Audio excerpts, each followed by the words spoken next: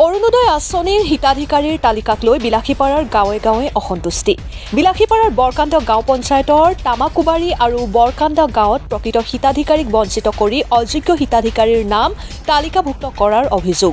বিধৱা, দিব্যাংগ, বিবাহ বিচ্ছেদিত আদি মহিলাৰ নাম বঞ্চিত কৰি অৰুণোদয় আঁচনিত বাছনি সমিতিৰ অঙহী বঙহীৰ নাম সন্নিৱিষ্ট কৰাৰ অভিযোগ। অভিযোগ মতে বাছনি সমিতিয়ে হিতাধিকাৰীৰ পৰা ২-৩ হাজাৰ টকাকৈ দাবী কৰিছিল। দাবীকৃত ধন নিদিয়াত প্ৰকৃত হিতাধিকাৰীক বঞ্চিত কৰি আহিছে বুলি জানিবলৈ দিয়ে। আঁচনিৰ বাছনি সমিতিৰ বিৰুদ্ধে এই গুৰুতৰ অভিযোগ গাঁও দুখনৰ মহিলাৰ। ধনৰ লেনদেনৰ উপৰিও বাছনি প্ৰক্ৰিয়াটোকে বিজেপি দলৰ সদস্য তথা সমৰ্থকসকলৰ নামহে অন্তৰ্ভুক্ত কৰাৰ অভিযোগ বঞ্চিত ৰাইজৰ।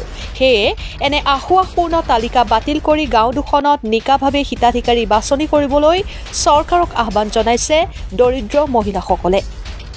বিলাসীপাৰাৰ পৰা মফিদা বেগমৰ প্ৰতিবেদন, অৰুণোদয় আসাম। কাগজ দিবে চাইলে খালে কয় কি ২,০০০ করে দাও, ৫০০ দাও, ১০০০ দাও, এম করে কয় আমরা কাগজ দিবে পাইনি।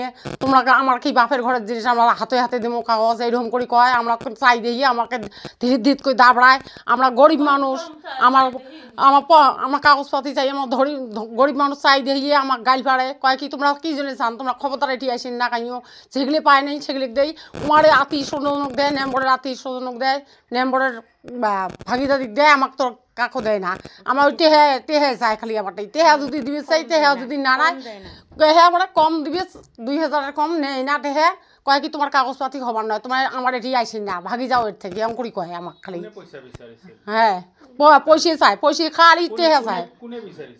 ওই তামুক বাড়িতে নাম মহিজেল চাইছে ২,০০০, সমের চাইছে ২,০০০, ওই যে নিশেনের মাইয়ে চাইছে ২,০০০, এখন ২,০০০ কোটি টাকা চাইছে। দেখে কাগজপাতি আমাকে আলগোস্তে আনি ঘুরি দিছে, আমাকে বাড়িতে আনি জমা থুছি।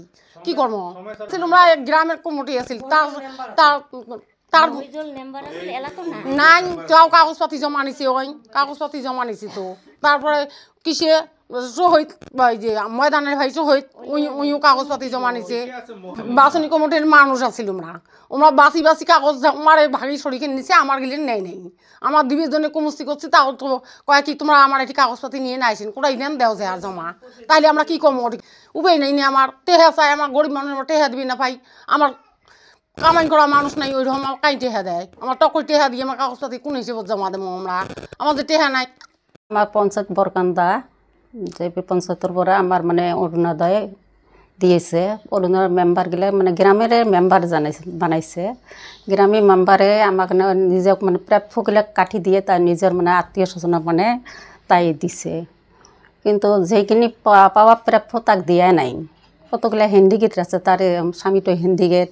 কতগুলা বিধবা আছে, তার সন্তান নাই, তাক দিয়া নাই। কতগুলা এজ পার হয়ে আছে, বাপর ঘরতে আছে, তার মানে বিয়া হয় নাই, তাকও দিয়া নাই। কিন্তু এইখিনি তোমার এইখিনি কাটিয়ে মানে পাওয়ার আগতে পাই আছো, ওই পাইখিনিয়ে কাটি দিয়ে নতুন করিয়ে তাই নিছে। নিয়ে মানে আত্মীয় স্বজনকে মায়ে মেম্বারগুলো দিয়ে আছে নাচে। কিন্তু কাগজ জমা দেওয়ার পিছতে মেম্বারগুলো কয় ১,০০০ টাকা দেওক, ২,০০০ দেওক, ৫,০০০ দেওক। তাই দিয়া নাই, কাগজ নেই নাই, বা কাগজ নিলেও তার কাম করে নাই। মারে মানে কামগুলো কৰিছে। এইখিনি কৈছে। তার সরকারের পর আমরা অনুরোধ জানালো যেন যেখিনি পাওয়া প্রাপ্য তাক দেওয়ার জন্য যেন কি হয় আগর ক্যান্সেলগুলো কিগুলা ক্যান্সেল করে দিয়ে যেন পাওয়া প্রাপ্যগুলো যেন দিয়ে, এইখিনি আমি অনুরোধ জানালো।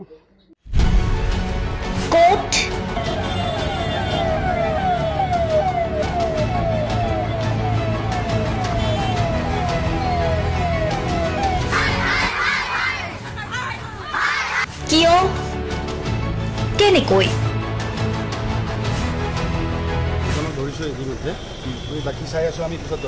দুর্নীতি?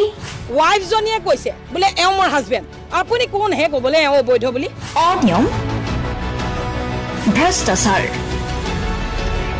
একো নায়কতাবাদ। এতিয়াৰ পৰা আৰু নহ'ব। আমি দিম সত্য বাতৰি।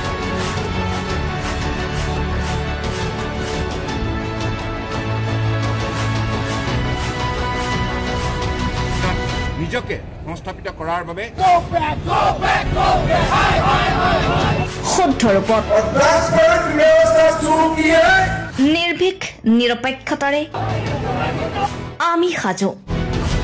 অসমৰ উন্নয়নমূলক যাত্ৰাই আজি এক নতুন দিগন্ত ভৰি দিছে অসমৰ ৰাইজৰ পৰা আমি সদায় আশীৰ্বাদ বিচাৰোঁ আমি এনেকৈ যাতে আমাৰ জননী জন্মভূমিক সেৱা কৰি যাব বিচাৰোঁ অৰুণোদয় অসম নিৰ্ভীক নিৰপেক্ষ